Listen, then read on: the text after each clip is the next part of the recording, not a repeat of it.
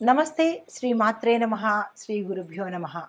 ఆదిత్యాయ సోమాయ మంగళాయ బుధాయ చ గురు శుక్ర శనిభ్యశ్చ రాహవే కేతవే నమః. తదుపరి రాశి వృశ్చిక రాశి. వృశ్చిక రాశిలో ఉండేవారికి ఈ కుజ మార్పు వల్ల కుజుడు బుధుడు కలిపి ఎట్లాంటి ప్రభావాలు ఇస్తున్నారు అనే అంశాన్ని చూసినట్టయితే, ఉద్యోగస్తుల్లో మేనేజ్మెంట్కు సంబంధించిన ఉద్యోగులకు తీవ్రమైన ఒత్తిడి వచ్చే అవకాశం ఉంది. అంటే వాళ్ళ వర్క్లో కానీ, లేదా వాళ్ళ పరిసర ప్రాంతాల్లో కానీ, లేదా వాళ్ళ కింది స్థాయి ఉద్యోగులు కానీ, వీళ్ళ వల్ల మీకు టెన్షన్స్ రావడము, ఒత్తిడి పెరగడము, మానసిక అశాంతి కలగడము, విపరీతమైన పరిణామాలు. కొంతమంది ఈ స్ట్రెస్ తట్టుకోలేక ఉద్యోగాలు మానుకునే పరిస్థితి కూడా గోచరించవచ్చు. తగు జాగ్రత్తలు, పరిహారాలు చేసుకోండి. అయితే వ్యాపారస్తులకు చూసినట్టయితే, కొత్తగా వ్యాపారంలోకి రావాలనుకున్న వాళ్ళకి, కొత్తగా పెట్టుబడులు పెట్టాలనుకున్న వాళ్ళకి, కొత్త వ్యాపారాలకు ఏదైనా స్థలం చూసుకోవాలి, లేదంటే ఏ వ్యాపారం చేసుకోవాలి అనే నిర్ణయం తీసుకునే వాళ్ళకి చాలా చక్కని సమయం అన్నమాట. కాబట్టి మీ జాతకపరంగా మీకు కొత్తగా వ్యాపారంలోకి వచ్చే వాళ్ళకి చెప్పే సూచన, మీ జాతకపరంగా ఏ వ్యాపారం మీకు నప్పుతుంది అది మాత్రమే చేసుకోండి. అంతేగాని పక్క వాళ్ళు ఆ వ్యాపారం చేశారు, నేను కూడా అదే చేసేస్తాను అంటే అది మీకు నప్పే పరిస్థితి ఉండొచ్చు, నప్పక నష్టాలు పోయే పరిస్థితి గోచరిస్తుంది. కాబట్టి తగు జాగ్రత్తలు తీసుకుని, మీ జాతక విశ్లేషణ చేయించుకుని, మీ జాతక పరంగా మీకు ఏ వ్యాపారం నప్పుతుంది అనేది మాత్రమే తీసుకుని అప్పుడు కొత్త వ్యాపారాన్ని ప్రారంభించండి, లాభాలు చూస్తారు. ఆరోగ్యపరంగా చూసినట్టయితే, కండరాల నొప్పులు అంటే మజిల్స్కి సంబంధించి, బ్రెయిన్కి సంబంధించిన విపరీతమైన పరిణామాలు వచ్చే అవకాశము, తీవ్రమైన అనారోగ్య సమస్యలు వచ్చే అవకాశము, కొంతమందికి ఆపరేషన్స్ అయ్యే అవకాశం కూడా గోచరిస్తోంది. జాగ్రత్తలు తప్పనిసరిగా తీసుకోండి. ఇంకా కుటుంబ పరంగా చూసినట్టయితే, కుటుంబాల్లో వివాదాలతో పాటు నష్టాలు అంటే కుటుంబాలు విడిపోవడము, మీ యొక్క బంధుమిత్రులు మిమ్మల్ని అపవాదులకు గురి చేయడము, మీరు ఏ మాట అన్నా అది వాళ్ళకి తప్పుగా తోచి మిమ్మల్ని ఒకంత దూరం పెట్టడము, కొన్ని కుటుంబాలైతే భార్య వేరే దగ్గర, భర్త వేరే దగ్గర, ఇలాగా విచ్ఛిన్నం అయ్యే పరిస్థితి. కొంతమంది అయితే సంవత్సరాల తరబడి మాట్లాడుకోపోవడము, పట్టుదల పట్టడము, ఇలాంటి చిన్న చిన్న సమస్యలు వచ్చే అవకాశం ఉంది. కాబట్టి మాటను ఆచితూచి మాట్లాడుకోండి, సంయమనం పాటించండి, సమయస్ఫూర్తిగా కుటుంబంలో వ్యవహరించండి. అయితే మీకు చెప్పదగిన పరిహారాలు, మంగళవారం నాడు తప్పనిసరిగా హనుమాన్ చాలీసా చదవండి. ఎందుకంటే హనుమాన్ చాలీసా చాలా సమస్యలకు పరిష్కారం చూపిస్తుంది. తప్పనిసరిగా అది చేయండి. దీనితో పాటు నవగ్రహ ఆలయ సందర్శనం చేసుకుని ఎర్రని వస్త్రాలు ఎవరికైనా దానం ఇవ్వడంతో పాటుగా మీరు కూడా ప్రతి మంగళవారము రెడ్ కలర్ వస్త్రాలను ధరించాలి. ఇది తప్పదు. మీరు గుర్తుపెట్టుకొని ఆ రోజు ఎర్రని వస్త్రాలు ధరించి మీరు ఎక్కడికి వెళ్ళినా కానీ సానుకూలమైన ఫలితాలు పొందుతారు.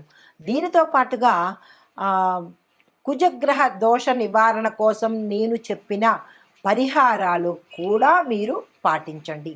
ఇవి ఈ రాశి వారికి చెప్పదగిన జ్యోతిష్య శాస్త్రానికి సంబంధించినటువంటి గోచార రీత్యా ఫలితాలు, పరిహారాలు. నమస్తే.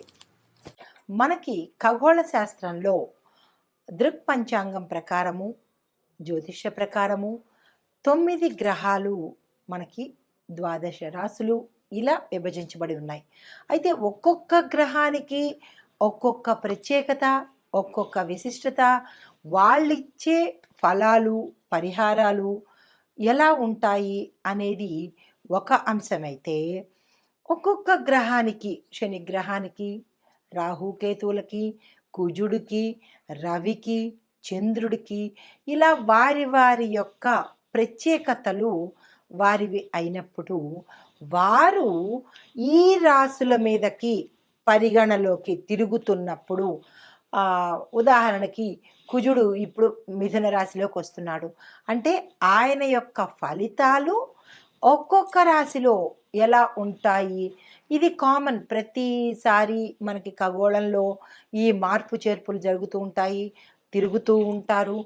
అప్పుడు తిరుగుతున్నప్పుడు మనకి ప్రత్యేకంగా ఒకరోజు ఒకలాగా, ఒక వారమంతా ఒకలాగా, ఒక నెలంతా ఒకలాగా, ఇలాగా వారి యొక్క పరిభ్రమణను బట్టి, వారి యొక్క గమనాన్ని బట్టి మనకి స్థితిగతులు మారిపోతూ ఉంటాయి. ఆరోగ్యాలు మారిపోతూ ఉంటాయి.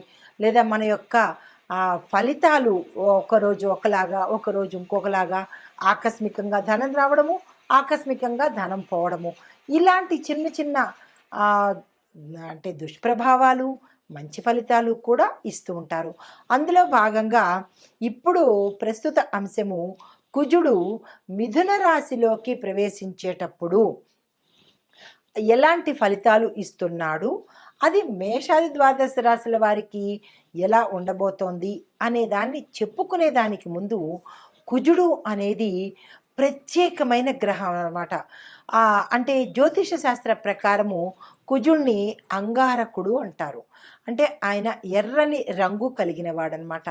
అయితే ఈ గ్రహాలన్నిటిలోకు ఈ కుజగ్రహానికి కొంచెం భయపడతారు. ఎక్కడ భయపడతారు అంటే ఆరోగ్యరీత్యా కొంతమందికి ప్రభావాన్ని చూపిస్తాడు. వివాహానికి సంబంధించి విపరీతమైన ప్రభావాన్ని చూపిస్తాడు.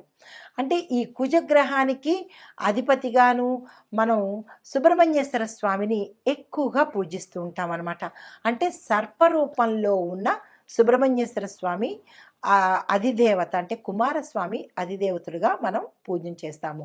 అయితే ఈ కుజగ్రహానికి ఎందుకు మనం ఇంత భయపడతాము అంటే కనుక గ్రహాలకు అధిపతిగా ఈయన్ని మనం కొలుస్తాము. కుజగ్రహము గ్రహాలన్నిటికీ కూడా అధిపతి అన్నమాట. అయితే ఈ గ్రహము రక్తము, బలము, భూమి మీద ఎక్కువగా ప్రభావం చూపిస్తుంది. అంటే ఒక మనిషి శరీరంలో రక్తం మీద, అంటే రక్తం తక్కువగా ఉండడము, రక్తానికి సంబంధించిన దోషాలు రావటము, ఇలాంటి వాటి మీద చూపిస్తుంటాడు. మరొక దేని మీద చూపిస్తాడు మనిషి మీద? బలం యొక్క, అంటే బలం అంటే శక్తి మీద అనమాట. కొంతమంది ఒక్కొక్కసారి అంటుంటారు మాకు శక్తి లేదండి, బలం లేదండి అంటారు. అంటే వారికి కుజుడు బలహీనంగా ఉన్నాడు అని అర్థం అన్నమాట. అంటే బలం లేకపోవడము, రక్తహీనత రావడము, అది వైద్య పరిభాషగా మనం ఏమనుకుంటాము, రక్తహీనత, ఐరన్ లోపము అనుకుంటాము. ఆధ్యాత్మిక పరంగా చూసుకున్నట్టయితే కుజుడు కనుక ఎక్కువ ప్రభావం చూపిస్తే, కుజుడు దుష్ప్రభావాన్ని చూపిస్తే కనుక ఇటువంటి రుగ్మతలు రావడము, బలహీనంగా ఉండడము. అయితే ఇది మనిషి ప్రకారంగా. మరి భూమి మీద ఎలా చూపిస్తాడు అంటే కనుక భూమి బేట్లు వారిపోవడము, పంటలు సరిగా పండకపోవడము, వాతావరణంలో విపరీతాలు సృష్టించబడ్డము, ఇలాంటి వాటి యొక్క ప్రభావం కలిగింది అంటే అది తప్పనిసరిగా కుజుడి యొక్క పరిహారం, అంటే కుజుడి యొక్క ప్రవర్తన అని మనకి అర్థమవుతుందన్నమాట. అయితే ఈ అంగారకుడు తన దిశను మార్చుకుంటున్నప్పుడు కూడా ఇటువంటి ప్రభావాలు ప్రతి ఒక్క రాశి మీద కనిపిస్తూ ఉంటాయి. ఈ సందర్భంలో ఈ అంగారక గ్రహము, అంగారకుడు అంటే కుజుడు అన్నమాట, ఈ క్షీణించడం వల్ల, బలహీనపడడం వల్ల, ఒక్కొక్కసారి క్షీణించినప్పుడు కూడా బలహీనపడినప్పుడు విపరీత పరిణామాలు కొందరికి కలిగితే కొందరికి సామాన్యమైన ఫలితాలు కనబడుతూ ఉంటాయి. అయితే ఇలా జరిగినప్పుడు చాలామంది ఏమని అడుగుతుంటారంటే మేము ఏమేం పరిహారాలు చేసుకోవాలి, మేము ఎట్లా ఉండాలి, మేము ఏం మార్చుకోవాలి అనే సందేహాలు మన ప్రేక్షకులకు కలుగుతుంటాయి. అయితే ఇప్పుడు ఈ ఏ సమయంలోంచి మనకి ఈ కుజుడు వచ్చాడు అనేది ప్రత్యక్షంగా నేను చెప్తాను. ఈ గ్రహ మార్పు అనేది ఎవరికి అధిపతి అంటే కుజుడు మేషరాశికి, వృశ్చిక రాశికి అధిపతి. ఇలా ఈ గ్రహాలన్నీ కూడా కొన్ని రాశులకు అధిపతి అవుతారు. ఇప్పుడు శనేశ్వరుడు ఉన్నాడు, మకర కుంభాలకు అధిపతి అన్నమాట. అలాగే కుజుడు మేషరాశికి, వృశ్చిక రాశికి కూడా అధిపతి. ఈ అధిపతులు అవ్వడం వల్ల ఒక రకమైన, అంటే వారికి ఫేవర్ చేస్తూ ఉంటాడు. ఎవరైతే ఏ రాశులకు అధిపతి అవుతారో ఆ రాశులకి ఫేవర్ చేస్తూ, అంటే ఫేవర్ అంటే మరీ ఎక్కువ ఫేవరిజం కాకుండా కొంచెం సులువు సూత్రాలు ఇస్తుంటాడు. అయితే మిగతా రాశుల వాళ్ళకి ఇవ్వడా అంటే మిగతా రాశుల వాళ్ళకి ఇస్తాడు, కాకపోతే వీరి మీద ప్రభావం ఎక్కువగా ఉంటుందన్నమాట. ఇంకొక పరంగా చూసినట్టయితే కనుక ఈ కుజగ్రహము గత సంవత్సరం అక్టోబర్లో 20వ తారీఖున అంటే 2024 అక్టోబర్లో మిథున రాశిని వదిలేసి కర్కాటకంలోకి ప్రవేశించాడు. కర్కాటకంలోకి ప్రవేశించినప్పుడు ఆ గ్రహస్థానము ఆ ఏడాదంతా ఉంది. అంటే అక్టోబరు, నవంబరు, డిసెంబరు, జనవరి వరకు ఉంది. జనవరి 21 నుంచి మళ్ళా తన స్థానాన్ని మార్చుకొని 25 అంటే 2025 ఇప్పుడు ప్రస్తుతం అన్నమాట. జనవరి 21 నుంచి మళ్ళా మిథున రాశిలోకి వచ్చేసాడు. మిథునంలోకి కర్కాటకంలోకి వెళ్ళి మళ్ళా రివర్ట్ అయ్యి మళ్ళా మిథునంలోకి వచ్చాడనమాట. ఈ మిథునంలోకి రావడం వల్ల ఎటువంటి పరిణామాలు చోటు చేసుకుంటున్నాయి? వెళ్ళినవాడు మళ్ళీ వెనక్కి తిరిగిపోయాడు. ఆ తిరగడం వల్ల ఏమైంది, ఎట్లాంటి పరిణామాలు చోటు చేసుకుంటున్నాయి అనే అంశంలో కనుక మనం చూసినట్టయితే ఈ విషయాన్ని పరిశీలించేదానికి ముందుగా మీకు ఒక చిన్న విషయం చెప్తాను. అదేంటంటే కుజుడు బలహీనంగా ఉన్న వారిలో ఏమిటి లోపాలు మనకి మన వ్యక్తిగతంగా పరిశీలన చేసుకోవచ్చు. అది ఎలా పరిశీలన చేసుకోవాలి అనేది ఒక్కొక్క పాయింట్ చెప్తాను, వినండి. మనలో ఆత్మవిశ్వాసం పోతుంది. అంతవరకు కాన్ఫిడెంట్గా ఉంటాం. ఎస్, నేను ఏదైనా చేయగలను అని కాన్ఫిడెన్స్ ఉంటుంది. ఎప్పుడైతే కుజుడు బలహీనపడ్డాడో అప్పటి వరకు బాగున్న వాళ్ళు ఏమంటారు, నేను ఈ పని చేయలేను, నేను చాలా బలహీనంగా ఉన్నాను, నాకు అసలు బాగోలేదు, నేను చేయగలనా అని ఒక నిరాశలోకి వెళ్ళిపోతారనమాట. అప్పుడు మనం ఏం గ్రహించుకోవాలి, ఓహో కుజుడు బలహీనపడ్డాడు అని ఒక చిన్న ఇండికేషన్ అనమాట. దీనితో పాటుగా ఏమిటి, తొందరగా అనారోగ్యం పాలైపోతారు. రెండో పాయింట్, ఫ్రీక్వెంట్గా హెల్త్ ఇష్యూస్ వస్తుంటాయి. జలుబు, దగ్గులు, ఇలాగ ఏవేవో హెల్త్ ఇష్యూస్ వస్తుంటాయి. అలాంటప్పుడు కూడా మనం ఏం గమనించుకోవాలి, కుజుడు బలహీనపడ్డాడు అనే అంశాన్ని పరిశీలన చేసుకోవాలి. మూడో పాయింట్ ఏంటంటే, ఏ నిర్ణయాలు తీసుకోవాలన్నా తటపటాయిస్తుంటారు. అది ఎవరైనా విద్యార్థులు కావచ్చు, ఎవరైనా మనిషి ఏదైనా నిర్ణయం తీసుకోవడానికి పదే పదే ఆలోచిస్తుంటాడు. మనం కూడా ఏమనుకుంటుంటాం, ఇది చెయ్యాలా వద్దా, వద్దులే అని కాసేపు, లేదు తప్పనిసరిగా చెయ్యాలి అని మరుక్షణం అనుకుంటాం. మళ్ళా ఏమంటారు, వద్దులే అని డైలమాలో సందిగ్ధంలో పడతారు. అలాంటప్పుడు మనం ఏమనుకోవాలి, ఇది ప్రతి ఒక్కళ్ళకి ప్రతి జీవితంలోనూ అనుభవంలోకి వచ్చిందే, కావాలంటే మీరు చెక్ చేసుకోండి. అప్పుడు మనం ఏమనుకోవాలి, కుజుడు మనకి బలహీనపడ్డాడు అని మనం వెంటనే గుర్తు తెచ్చుకోవచ్చు. ఇది మూడో పాయింట్. ఇక నాలుగో పాయింట్ ఏంటంటే, ఇంట్లో పిల్లలకు పెద్దవాళ్ళకి ఇలాగా, చిన్న పిల్లలకి తరచూ అనారోగ్యం రావడం, ఊరికే పడిపోతూ ఉండడము, ఊరికే దిష్టి తగులుతూ ఉండడము, వారు ఏ పని మీద ఇంట్రెస్ట్ చూపించకపోవడము, కడుపు నొప్పని తలనొప్పని ఏదో సాకులు చెప్తూ ఉండడము, ఇలా వాళ్ళు ప్రవర్తిస్తున్నారు అంటే కనుక తల్లిదండ్రులకి వెంటనే గుర్తుకు రావాలి, ఏమని, మనకి కుజుడు కుజుడు బలహీనంగా ఉన్నాడు అనే అంశాన్ని గుర్తు తెచ్చుకోవాలి. ఇది నాలుగో పాయింట్ అనమాట. అయితే శరీరంలో కొంతమందికి రక్తము తగ్గిపోతూ ఉంటుంది. రక్తం ఎప్పుడైతే తగ్గిపోయిందో వైద్యపరంగా ఏం చెప్తాం, ఎనీమియా వచ్చేసింది, వీళ్ళకి రక్తహీనత వచ్చింది అని డాక్టర్లు చెప్తారు. కానీ డాక్టర్లు ఏం చెప్తారు, మందులు చెప్తారు తప్ప వాళ్ళకి ఆధ్యాత్మిక పరంగా తెలియదు కదా, జ్యోతిషపరంగా తెలియదు కదా. జ్యోతిషపరంగా మేమేం చెప్తాము అంటే, కుజుడు బలహీనపడ్డాడు కాబట్టి కుజుడికి సంబంధించిన గ్రహాలు శాంతి చేయించుకుంటే, ఎందుకు, కుజుడు రక్తం మీద ప్రభావాన్ని చూపిస్తాడు కాబట్టి దానికి సంబంధించిన పరిహారాలు చేసుకోవాలి.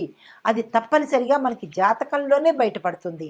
డాక్టరు నాడి పట్టుకుంటేనో, స్టెత్ పట్టుకుంటేనో, కళ్ళు చూస్తేనో రక్తం లేదు అని చెప్తాడు. జ్యోతిష్యులు ఏం చెప్తారు, జాతక పరిశీలన చెయ్యంగానే అందులో మీకు కుజదోషం ఉంది కాబట్టి మీకు ఈ పరిస్థితులు వస్తున్నాయి అనే అంశాన్ని చెప్తారు. అంటే ఇటు వైద్యపరంగానూ కరెక్టే, ఇటు ఆధ్యాత్మిక పరంగాను కరెక్టే. 2 మనం తీసుకోవాలి. ఈ 2 తప్పనిసరి. ఒకటే బేస్ మీద కాకుండా. అయితే దీనికి మనం ఏం చేసుకోవాలి అంటే కనుక ఎక్కువ క్యారెట్ తీసుకోవాలి. అంటే రక్తం తక్కువ ఉన్న వాళ్ళకి రెమెడీస్ చెప్తున్నాను. క్యారెట్ తీసుకోండి, టమేటాలు తీసుకోండి, బీట్రూట్లు, పప్పు, బెల్లము, ఇటువంటి పదార్థాలు మీరు తీసుకుంటూ ఇవే పదార్థాలు దానంగా ఇచ్చేయండి. అంటే వైద్యపరంగా మీరు ఇవి తింటూ ఉండాలి, ఆధ్యాత్మిక జ్యోతిష్యపరంగా ఇవి దానాలు ఇవ్వాలి. ఇస్తే అటు డాక్టర్ని మీరు సాటిస్ఫై చేసినట్టు, ఇటు గ్రహాలని కూడా సాటిస్ఫై చేసినట్టు అనమాట. గుర్తుపెట్టుకోండి, ఇవి మీరు దానంగా ఇవ్వాలి. దీనితో పాటుగా సాధ్యమైనంత వరకు డాక్టర్లు ఏం చెప్తుంటారు, ఎక్కువగా మీరు నేల మీద పడుకోండి, దిళ్ళు పెట్టుకోకండి అని చెప్తుంటారు కదా. అది వైద్యపరంగా. అయితే ఇప్పుడు జ్యోతిషపరంగా కూడా మనం ఏం చేయాలి, కుజగ్రహం తక్కువగా ఉన్నప్పుడు, బలహీనంగా ఉన్నప్పుడు తప్పనిసరిగా మీకు ఈ సిమ్టమ్స్ కనపడుతుంటే నేల మీదే పడుకోండి. ఎందుకు అంటే కుజుడు అంటే అంగారకుడు భూమిపుత్రుడు కదా, కాబట్టి భూశయనం తప్పనిసరి అన్నమాట. అప్పుడు కొంత గ్రావిటేషనల్ పవర్గా, అంటే నేను మీకు 2 చెప్తున్నాను, ఆధ్యాత్మికంగాను చెప్తున్నాను, అంటే ఆధ్యాత్మికం అంటే జ్యోతిషపరంగాను చెప్తున్నాను, ఇటు వైద్యపరంగాను చెప్తున్నాను. ఈ వైద్యపరంగా కూడా ఏం చేయొచ్చు, మనం నేల మీద పడుకోవచ్చు. నేల మీద ఎందుకు అంటే భూమికి గ్రావిటేషన్ పవర్ ఉంటుంది కాబట్టి మనలో ఏదైనా శక్తిహీనత ఉంటే, వెంటనే నెగిటివిటీ ఉంటే అది భూమి తీసేసుకుంటుందన్నమాట. ఆ పరంగా భూమి మీద పడుకోమని చెప్తారు. ఇటు జ్యోతిషపరంగా అంగారకుడు భూమిపుత్రుడు కాబట్టి భూశయనం చేస్తే మనకి రక్త ప్రసరణ ఎక్కువగా, నరాలు యాక్టివేట్ అయ్యి రక్త ప్రసరణ వృద్ధి అవుతుంది. ఇది 2 పరంగా చెప్తున్నాను, జాగ్రత్తగా వినుకోండి.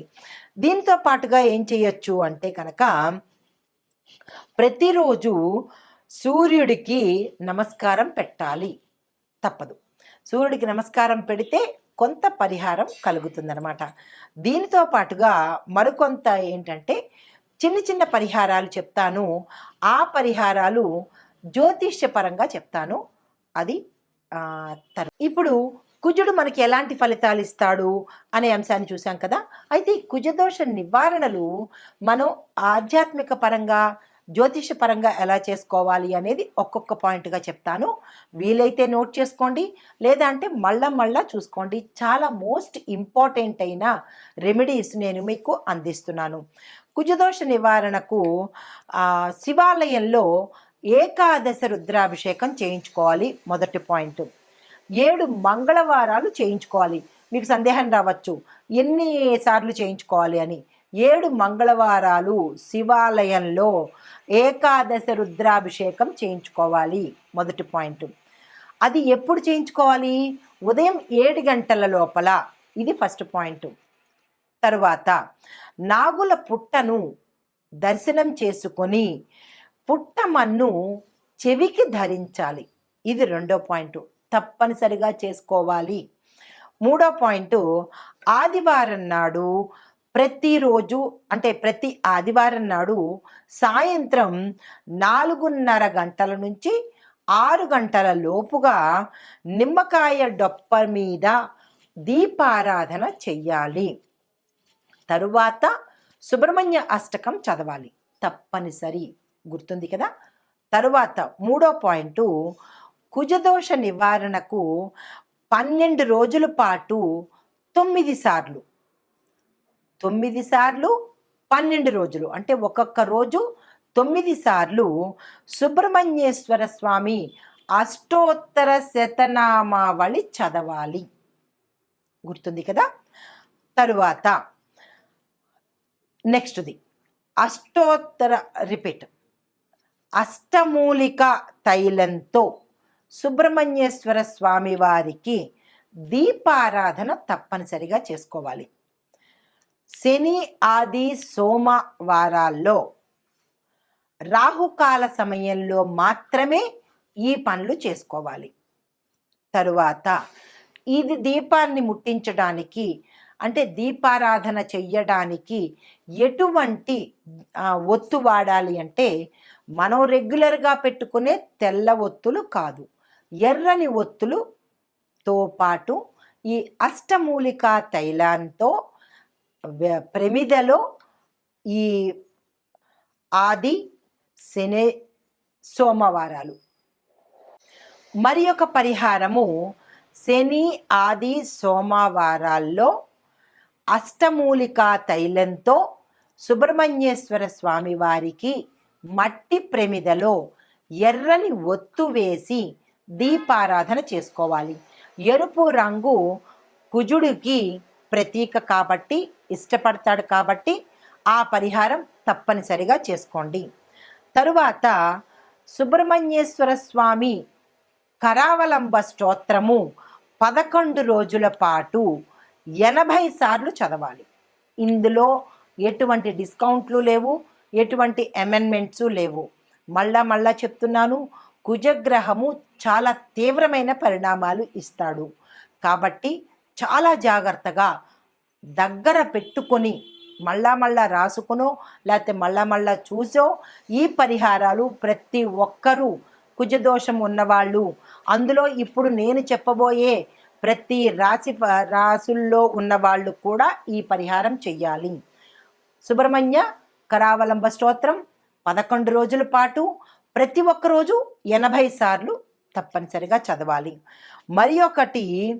మరి ఒక పరిహారము, కుజదోష నివారణకు సుబ్రహ్మణ్య మాలా మంత్రం అని ఉంటుంది.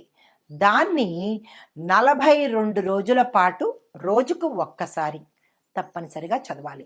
ఇప్పుడు ఇంత వివరంగా చెప్పాను కదా, ఈ పరిహారాలు మీరు ఎక్కడ రాసుకుంటారో రాసుకోవడమో వినడమో చేసుకుని ఈ పరిహారాలు కుజదోషం ఉన్నవారు మీ జాతక పరిశీలన చేయించుకుని తప్పనిసరిగా ఈ పరిహారాలు చేయాలి. ఇందులో డిస్కౌంట్స్ కానీ అమెండ్మెంట్స్ కానీ ఎటువంటి కన్సెషన్స్ కానీ ఉండవు.